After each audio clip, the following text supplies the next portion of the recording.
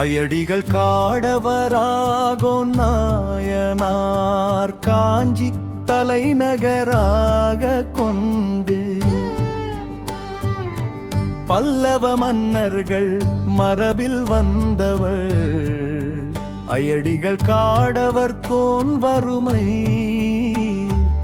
ஒழியவும் துயரம் பகை தொலையவும் செய்வ நன்னேரில் செங்கோலாட்சி செய்து வந்தார். மாற்றாரை தோற்றோடச் செய்து அவரது நாடுகளையும் கைப்பற்றினார். தமிழ் மொழியும்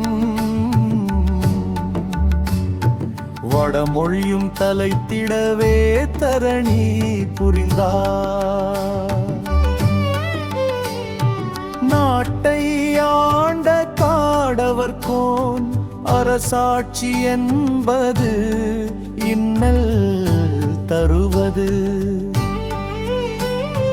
என இகழ்ந்தார் தன் மகனுக்கு முடிசூடி நாடாள விடுத்து சிவநேரி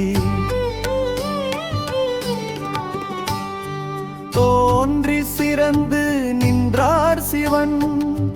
கோவில் உள்ள பதிகளுக்கு எல்லாம் சென்று பணிந்தார். ஒவ்வொரு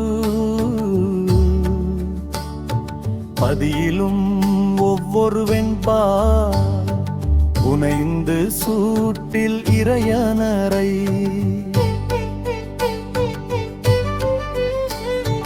வணங்கி வந்தார். முதல் வெண்பாவை தில்லையில் பாடி தொழுதார். அங்கு தந்தங்கினார். மற்ற பதிகளுக்கு சென்று சிவன் பால் கொண்ட அன்பால் வெண்பா பாடி மகிழ்ந்து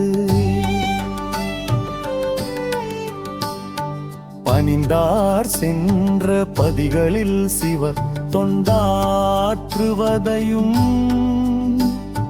வெண்பாவால் வேணியனை பணிவதையும் வழக்கமாக்கினார். கண்ணுதலாளர்களுக்கு பணி செய்து வெண்பாவால் வணங்குவேன் என்று நின்ற காடவர் கோனுக்கு ஈசனார் திருவடியில் நிலைத்து நிற்கும் பேரு வாய்த்தது சுபம். சிவனடியார் சுரேஷ்குமார் திருப்பூர் ஆன்மீகம்.